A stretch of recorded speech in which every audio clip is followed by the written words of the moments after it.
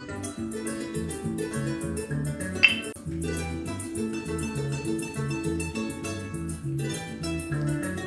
Venezuela crecimos con el alma llanera, con costumbres que se han ido perdiendo en el tiempo. Ya el árbol, se sembraba un árbol. Y yo me acuerdo que participaba en mi colegio en todos los actos culturales. Me ponía mi falda de flores y mis alpargatas, con una mopa así que mi mamá me hacía, con mucho esfuerzo. Pero yo estaba tan feliz y tan orgullosa y en mi zona de flow, disfrutando. Porque para mí ser patriótica es un concepto muy diferente al concepto del patriotismo que generalmente asociamos en el término amplio de la palabra. My friend, bienvenidos a las personas que se conecten. Hoy quiero compartir contigo mi testimonio personal. Los ojos del mundo están puestos en mi país.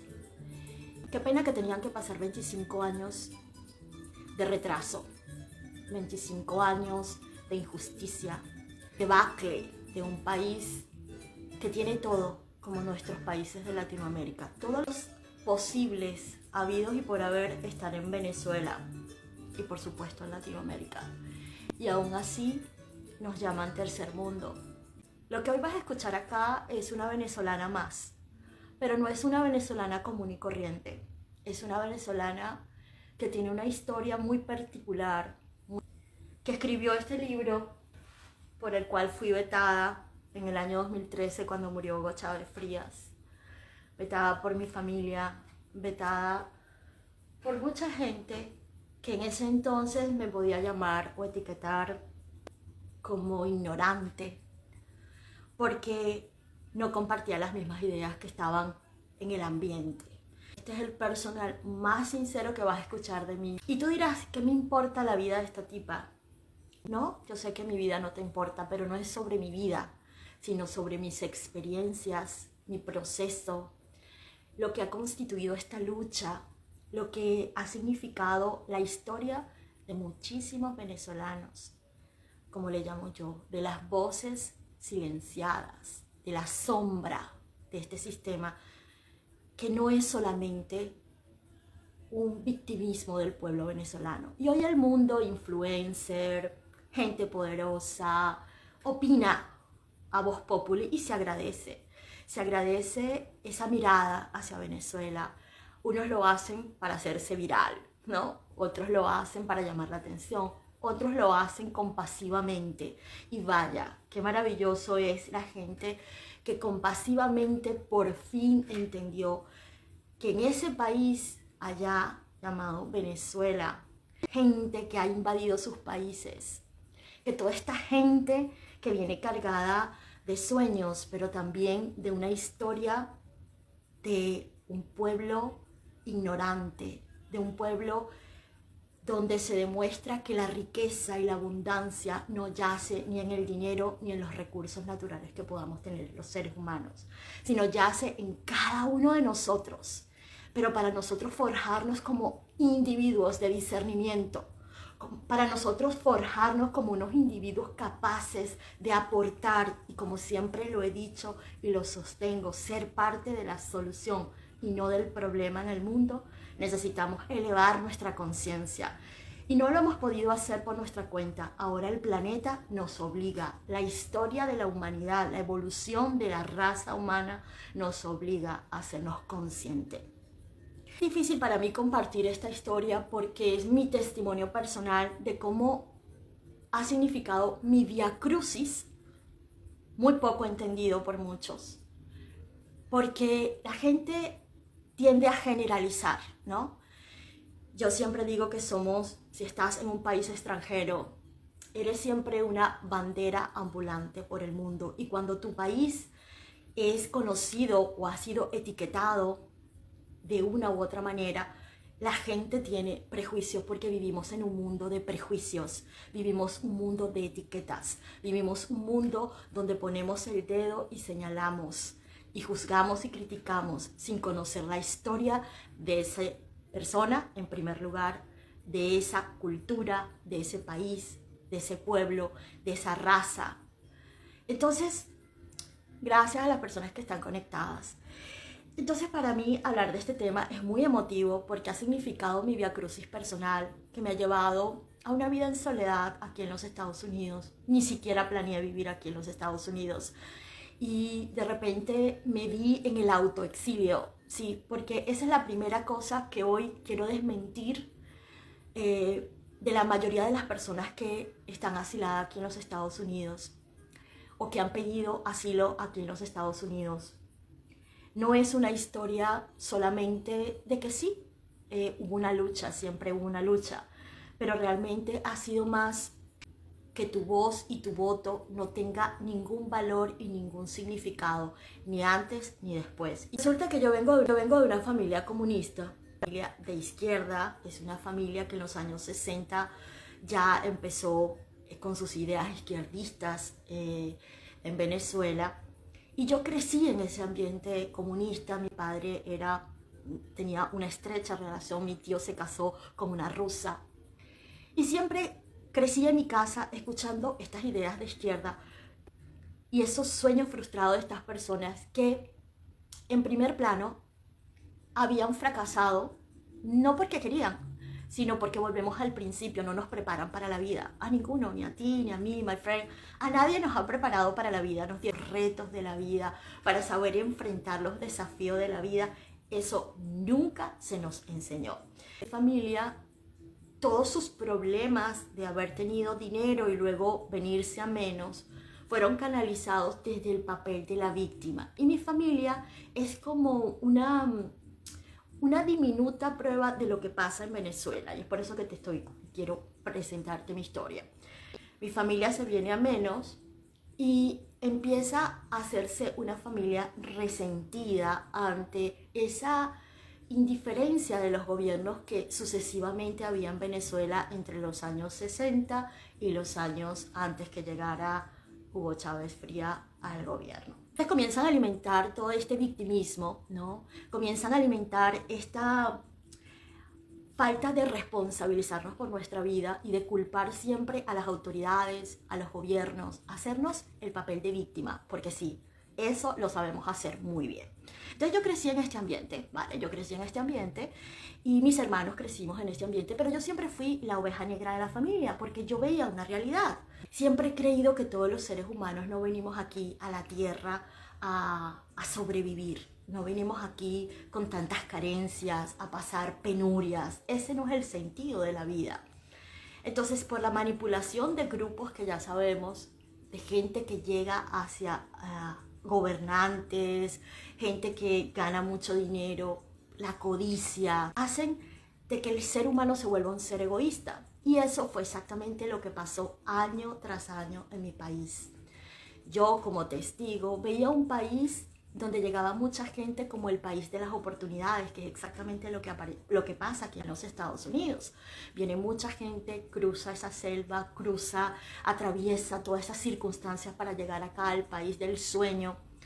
Y sí, por supuesto que hay muchas oportunidades, pero también hay un lado muy oscuro detrás de esas oportunidades. También hay una desigualdad tremenda. Y eso era lo que pasaba en Venezuela. Había un boom petrolero, llegó mucha gente de Colombia con muchas malas costumbres y se empezaron a crear todas estas barriadas en Caracas, en las ciudades más importantes del país, tanto con gente que venía del extranjero, principalmente de los países de Sudamérica, y también de las tierras de los agricultores que ya no veían, ¿no? En resumen, había una problemática en Venezuela, mucho dinero, mucha gente con mucho dinero, mucha gente haciendo mucho dinero y mucha desigualdad. Toda esta gente que creció año tras año, limitado, este país que se convirtió en una posibilidad de sueño, ahora pasaba a ser un 70% de pobreza y un 30% de privilegiados. Y eso fue creando esa creencia. Yo no tenía, o nosotros los pobres no teníamos, porque los ricos tenían, porque ellos tenían. Y aunque había mucho de eso, no era exactamente así. Y es así como aparece Chávez en escena. Tanto la historia que todos y cada uno querían escuchar para afianzar ese pensamiento de victimismo y creer que ese hombre era un salvador. Y la gente necesita crear líderes, necesita idealizar, necesita divinizar a un ser humano y verlo como un salvador, ¿no? Para salvarlo, para sacarlo adelante, para darle la oportunidad que no lo dieron. Y es así como llega Chávez al poder. Cuando empieza todo este proceso de elegir al presidente Chávez, la gran mayoría de los venezolanos, por supuesto, creían y soñaban con la esperanza de que viniera un ser a ayudarnos a salir de ese estado pobre de conciencia. Mucha gente nos dimos cuenta de lo que se avecinaba en el país y se trató, ¿no?, sobre todo los medios, de que las personas pudieran ver.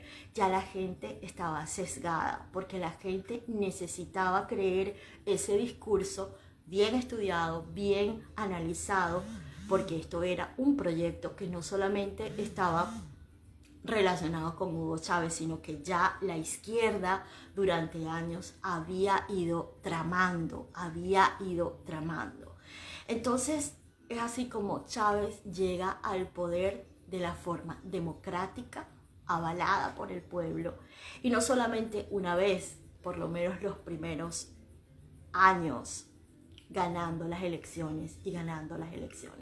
Y cada elección que pasaba era un grito de desaliento, era un grito de tristeza, era un grito de represión. La frustración que hoy sienten millones de venezolanos, millones también lo sentimos hace 25 años atrás, cuando veíamos que el país se dirigía hacia este abismo y no había forma, porque voces como la mía no son escuchadas.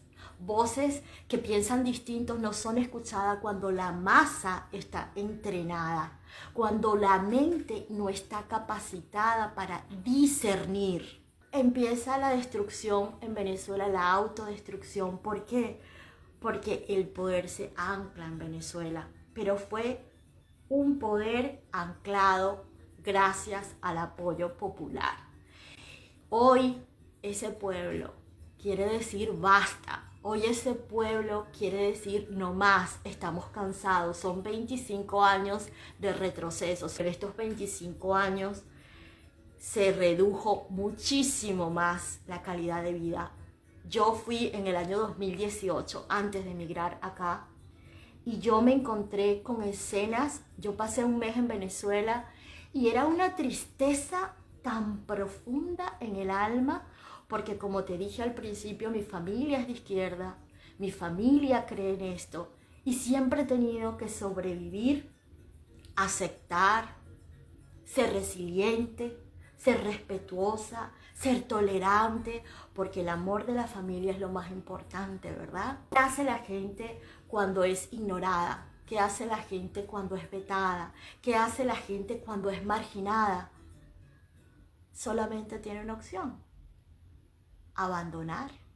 No es un abandono de no me importa, es un abandono donde tienes que decidir si eso que estás viviendo estás dispuesto a vivirlo durante muchos años más, o simplemente decides quedarte y acostumbrarte, como entre comillas ha hecho muchas grandes personas y maravillosas personas que hoy luchan en Venezuela por una vida digna. Tanto los que se quedaron como los que nos fuimos en Venezuela somos valientes, porque no es fácil migrar, porque no es fácil empezar de cero, porque no es nada sencillo, pero también convivir en un país donde las condiciones de vida son tan precarias, donde las oportunidades de cambiar un gobierno cada vez se ven más cuesta arriba, es triste y es lamentable.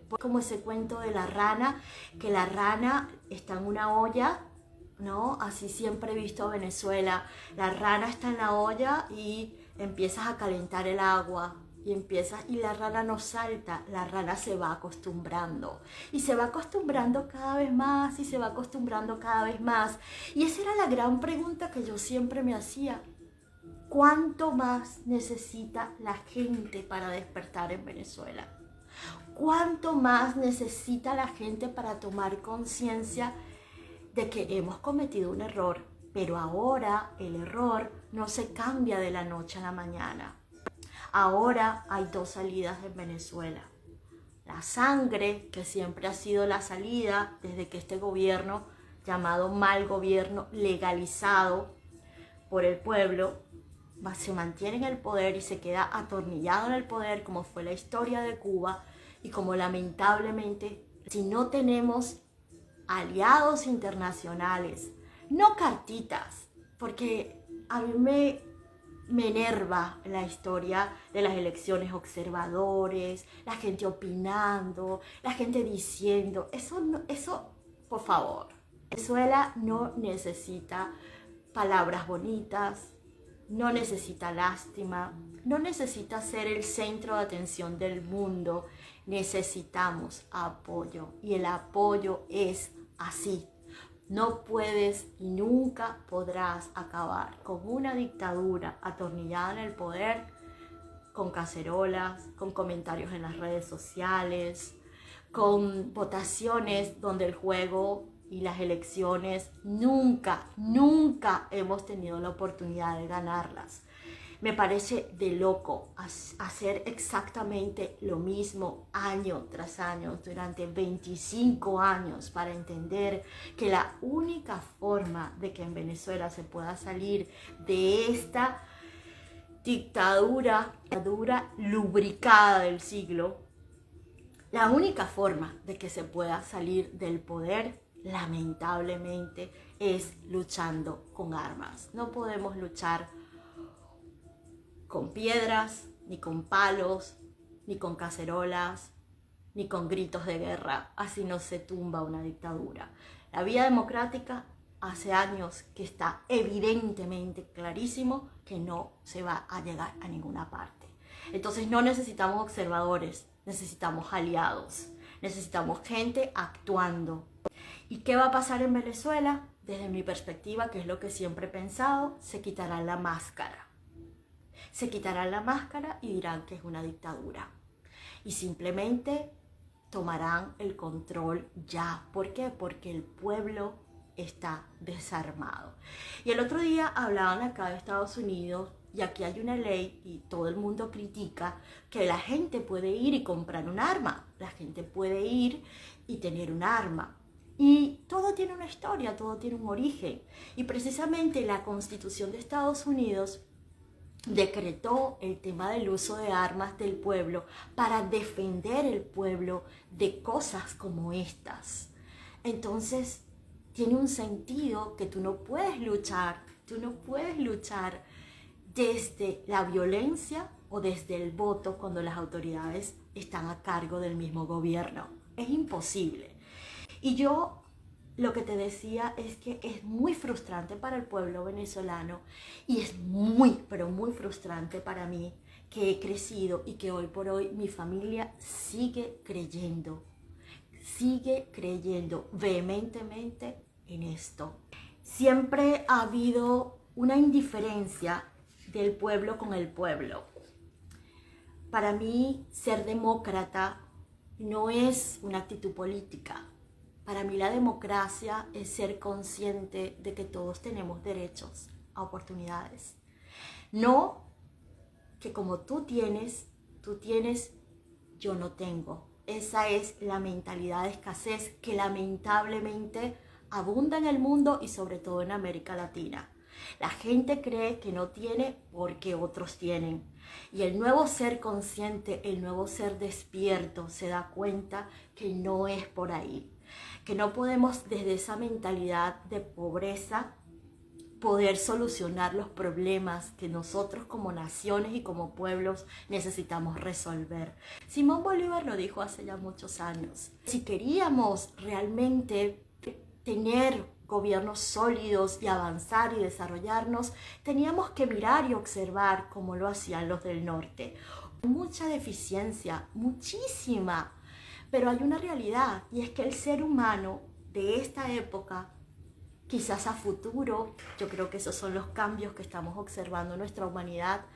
Pero en esta época lo único que le duele al ser humano es el bolsillo, por lo general. Entonces acá las cosas funcionan no porque la gente tenga conciencia, sino porque hay multa por todo, ¿verdad? Todo cuesta dinero, y como a la gente le cuesta ganar el dinero, entonces se comporta, entonces trabaja, entonces hace lo que tiene que hacer. El pueblo está diciendo claramente: estamos hartos de esto, estamos hartos y necesitamos un cambio. La democracia nunca puede pensarse en una democracia con una misma persona en el poder. Esto es de locos pensar que si yo soy oposición y no tengo la oportunidad de elegir a otra persona porque el sistema no me lo permite, podemos hablar de democracia. Aun cuando las democracias son deficientes, necesitamos un cambio de mentalidad. Y por eso siempre lo he dicho, en Venezuela el peor mal no han sido sus políticos. En Venezuela el peor mal que nos ha traído el petróleo es, como dijo Arturo Uslas Pietri una vez: nunca sembramos el petróleo, nunca sembramos educación. Sí, habían escuelas, habían universidades, habían oportunidades de estudiar, pero nunca hubo una educación del pueblo, de un pueblo mucho más allá preparado para desarrollar sus capacidades, para desarrollar sus individualidades, que ese es el propósito de una democracia, que nos permita a cada uno poder evolucionar en nuestros dones, en nuestros talentos, en nuestras capacidades, para poder hacer de esos recursos que ya nos fueron regalados realmente dinero que nos subvencione nuestra vida, pero no desde el dame, sino vamos a crear, vamos a hacer que todos podamos vivir en armonía, en paz y también con una calidad de vida. Y el ser humano necesita defender es, en primer lugar, una oportunidad para vivir mejor, para superarse a sí mismo, para crecer. Y eso ha sido lo menos que hubo ni en la Cuarta República, que estoy hablando para las personas que no son de Venezuela, antes de Chávez, ni por supuesto en esta mal llamada revolución. Porque sí, nunca ha sido una revolución, nunca, fue una involución. El gobierno que venga ahora, porque en algún momento, Dios mediante, podamos cambiar de esto, tiene un trabajo muy arduo y muy difícil. El país, Venezuela, Colombia, toda Latinoamérica, no entienda que el cambio es de conciencia, seguiremos siendo lo que mal nos llaman tercer mundo. He sido testigo de cómo el pueblo venezolano solito, como borreguitos, fueron directamente al abismo. Lo que está pasando en Venezuela no es el pueblo víctima de un gobierno mediocre solamente, porque claro que lo es también el precio de la ignorancia, el precio de la escasez y la mentalidad de pobreza, el precio de una actitud poco realmente democrática, que es el pensar no solamente en mí, sino pensar en el otro ser humano que tengo al lado. Y mientras no haya un cambio de conciencia, seguiremos viviendo y creyendo que van a venir gobiernos a salvarnos, que van a venir gente a cambiar nuestro futuro. Falta todavía mucho, falta mucho todavía para que realmente Venezuela sea libre. Yo respeto a la gente que está en la calle, yo no lo haría. Mi lucha es siempre teniendo claro que nadie va a salvar a nadie y que lo que se trata acá es de un cambio de conciencia. La gente colocó este gobierno, ahora le toca al pueblo salir de este gobierno, y el precio que hemos pagado, no hay petróleo, no hay millones de dólares, no hay ningún precio que se pueda, económicamente hablando, cubrir todos estos años de debacle, de desabastecimiento, de deterioro, de indiferencia. Es triste y lamentable, pero agradecimiento de verdad a todas esas personas valientes que están dispuestas a salir a la calle, dar su vida por la patria, porque yo no lo haría.